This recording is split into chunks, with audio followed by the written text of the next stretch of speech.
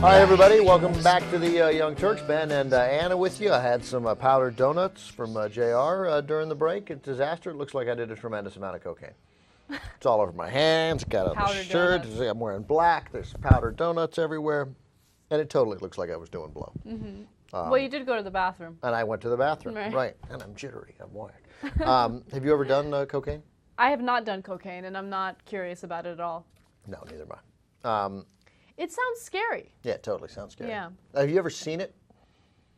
Not in person, but I know what it looks like. Well, yeah. I mean, I've watched TV shows, so I got that. But no, you know. But like you've never been anywhere where no, believe it or not. Wait, where's my one shot? There we go. Oh, they're both your one shot. That's fantastic. Hey. Anyway, I was going to say, people always talk about how in Los Angeles, it's inevitable that you're going to come across cocaine in person. You're going to go to a party or you're going to be at a club and it's going to be there on the bathroom sink. I've never came across cocaine. Yeah. I've had my clubbing days, okay? And no, nothing. I mean, it surprises me because I haven't had my clubbing days and I thought that was it. I remember I was at a party once in D.C., back in the 80s when cocaine was in its first heyday. I don't think it ever really went away. And it was clear that it was going on in a back room, but nobody asked me in. They knew, Ben's not coming in doing. But I've never seen it anywhere except, because I was a TV reporter, I've seen evidence bags of cocaine. Oh, I've seen blocks of cocaine where they hold a press conference. They're like, look at all the cocaine we recovered. But I've never so much as seen anyone snort it. Yeah, I've actually seen a person snort ecstasy before. Really? Which is crazy. She took the pill and put it on the table. She crunched it up, and then it was like out of a movie. She rolled up a $1 bill and did the thing. Yeah. It's a little awesome. And then she put a pacifier in her mouth. Put a pacifier in her mouth? Right, because when you take ecstasy, you have the tendency to grind your teeth. Oh, so she... Yeah, so they either eat gummy bears or put a pacifier in their mouth so they don't grind their teeth. At no point during the process where you think I got to eat gummy bears or put a pacifier in my mouth does it occur that I shouldn't do this. Yeah, you've taken ecstasy. No, I'm not taking it. Okay, all right. All right, anyway, good. I'm glad to hear you haven't taken any ecstasy. All right, Cenk is on the phone again. Cenk hosted the Ed Schultz Show and will be all week, 6 o'clock today. Got some good ratings. That was exciting. We heard about that before. But Cenk, that doesn't mean that everybody loves you. That doesn't mean what? That everybody loves you. No, apparently not. No, not at all. Where is Steve-O? All right, Cenk's on the phone. You got to tell him what happened. Nobody is fucking prepared for anything. Yeah, go on. Get in the shot, for crying out loud. It was your idea. All right, so what happened was that I went downstairs to get some coffee from my favorite coffee shop, and they have MSNBC playing, and Cenk was on. So I asked the guy who works there, hey, can you turn this up a little bit? And he goes, yeah, but, I hate turning it up when this guy is on. I can't stand this guy. He's just so loud. I can't take it. And I said, who are you talking about? Because on the screen was Jonathan Alter, who's not a loud person at all, right? No. And he goes, no, not him. The host, this guy, this young Turk guy, right? And I just started laughing. I said, you don't like the young Turk? He goes, no. He sounds like a Fox News host. Really? He said, this guy is always so hysterical. Everything is so urgent. Why don't you just calm down, right? Ironic, Cenk, that somebody would tell you to calm down. Ironic and at the same time enormously appropriate. I am loud. I do have a sense of urgency, and he better either join up or get out of the way. And apparently, he's chosen to get out of the way. But this guy is a liberal Democrat, right? Yeah. So I asked him. I thought maybe he was a conservative. I said, well, do you disagree with his politics, or is it more his style? And he goes, look, I'm a liberal Democrat. Those are his words. And he said, I agree with his politics. I just hate his delivery.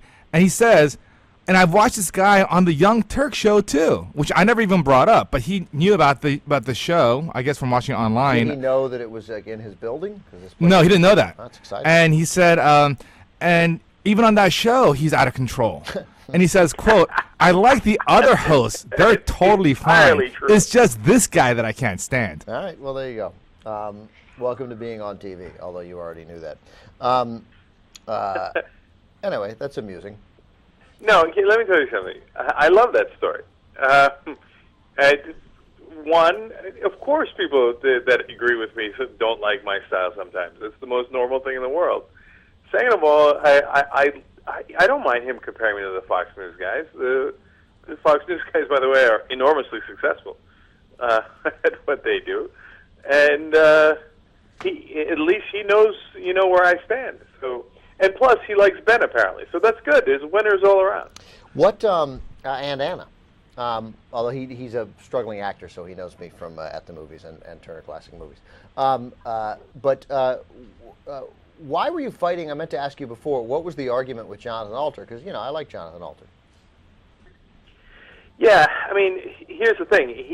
Obama's going on a kind of like a listening tour where he's going to listen to Americans. And I just call bullshit on it. That's not what's going to happen. He's campaigning starting January for the next 2 years. He's not going to listen to a soul. Who's he going to listen to? What, is he going to listen to somebody and go, oh, I hadn't thought of that. Oh, no, you're right. I'm going to change my policy on that. Yeah, but I mean, that's, again, you seem to be, it's just there's some significant, well, you're cynical. You've become incredibly cynical. Yeah, he's campaigning. He's the president, and this is what they do. But that doesn't mean that it doesn't mean he's not doing it.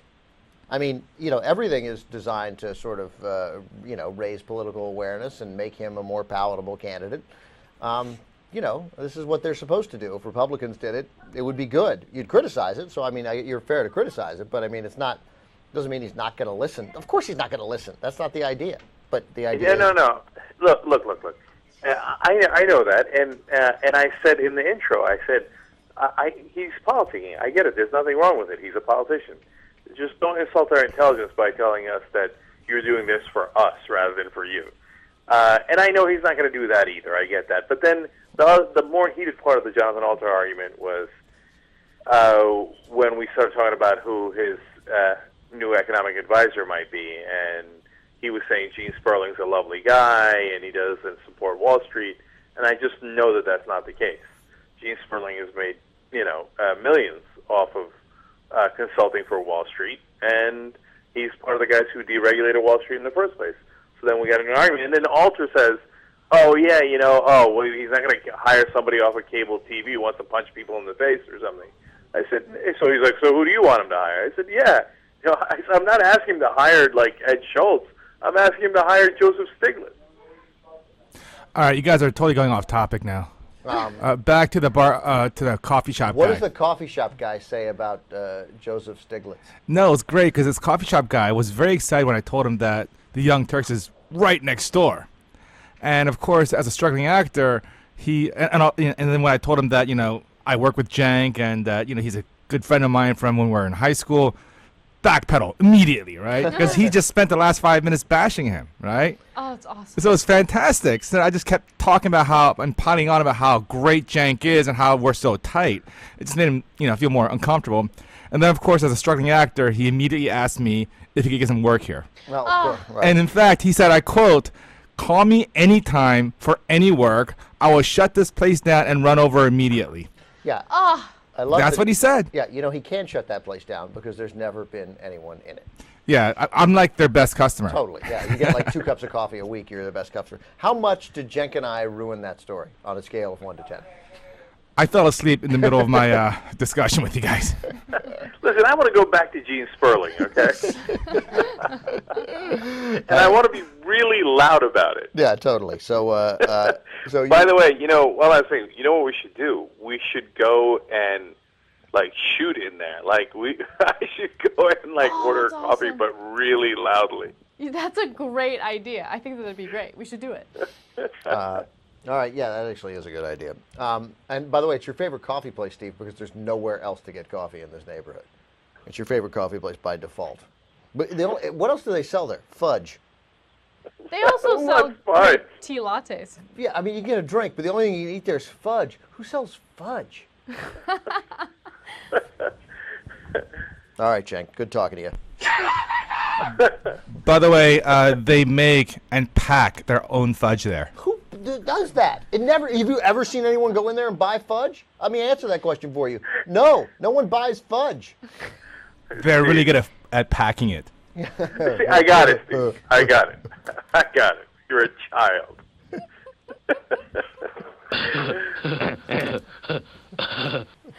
All right, Cenk. All right. Good talk.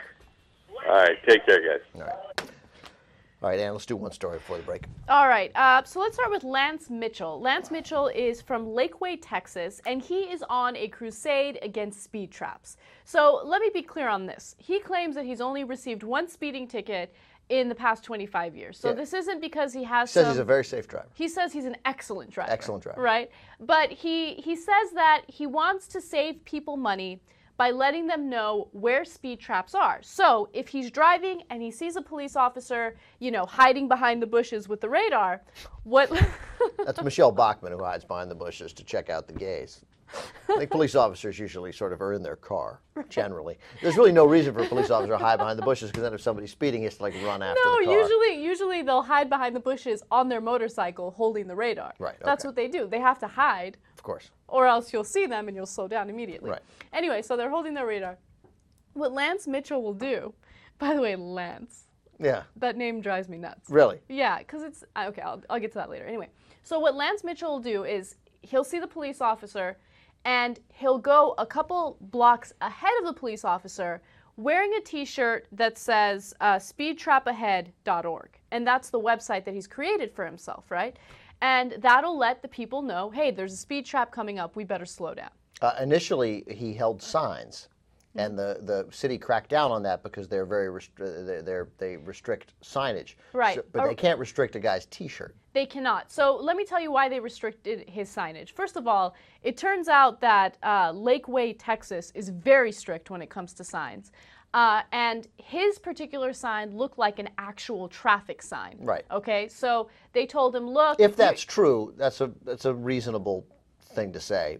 You can't do that. That is a reasonable thing to say. And he said, look, okay, I understand that. Then I'm going to get rid of the sign and I'm going to go ahead and wear a T-shirt that has my website on it, speedtrapahead.org. Right. And he did that, and cops still tried to give him a hard time about it. Really, one cop. There was one cop, yeah. And what the cop did is he actually detained him for 13 hours and wanted to press charges against him. The cop, so he had his T-shirt, and then behind him he had the truck, which had the sign on the truck. But again, nobody's going to mistake that for a real road sign. There's apparently nothing wrong with that. But this guy is the cop who busted him before, and he didn't like him because, of course, they raise a significant amount of revenue from that. And so the cop called out a code enforcement officer. Oh, you're going to get to it. They go to trial. This eventually went to trial. This eventually went to trial. And by the way, the cop's name was Devereaux. And, you know, he went to trial, and of course the judge looked at it and said, this is ridiculous. Yeah. And he just basically let it go.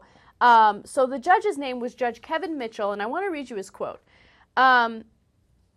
Mitchell, his behavior is eccentric. I'm sorry, Kevin Madison is the name of the judge.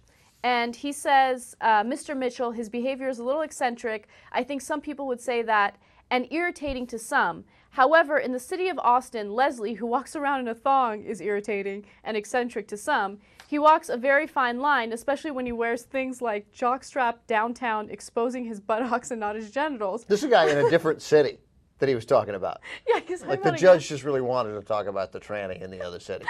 That's exactly right. He continues to say, I don't think the intent of the city is to outlaw the wearing of a T-shirt. If we outlaw T-shirts, what happens next? If you have a tattoo on your body, does that become a sign? And that's a good point. It's a slippery slope. You can't ban this guy from wearing a shirt.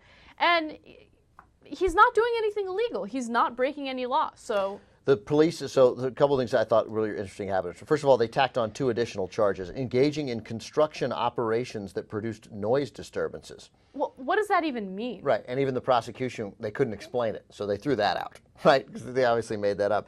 And then this one cop, DeBrow, got another cop to write the tickets, and the other cop said he was following orders from the first cop, right? And then they called in the code enforcement officer who came to the scene, and the code enforcement officer testified that DeBrow told him, "This is getting personal. Come up with some code violations to charge him." It was fairly damaging evidence in the middle of a trial, and the judge said everybody kind of just fell back in their chair, and that was the end of that. And then he found him not guilty, and then went into the thing about the tranny in Austin. But here's the thing that I like about this guy. He's driving down the street. He sees a cop, right? So he doubles back, right, or goes past him in one direction or another, whatever direction he's mainly going for, and stands out there with his sign. What is going on in his day? What is going on in Lance Mitchell's day? No, it's amazing because That he can just stop what he's doing and warn people about a speed trap. when I started reading this story, I was like, oh, he's obviously making money from his website. Nope. You know, people are probably going on there and they're, you know, sharing their info on speed traps, right? Well, I think that is what's happening. That is what's happening, but he's not getting a lot of traffic because he's making 15 cents a day. Yeah. That's literally, that's how much he's making from his website. So what is he doing? Then he sued the city for this improper detention, and they said it got him 4 or 5 months worth of work, worth of money. Yes. Yeah, so that's strange, dude. You just anybody you admire him, but that's a strange guy. I do. Lance Mitchell, American hero. All right, another weird guy coming up here on the Young Turks.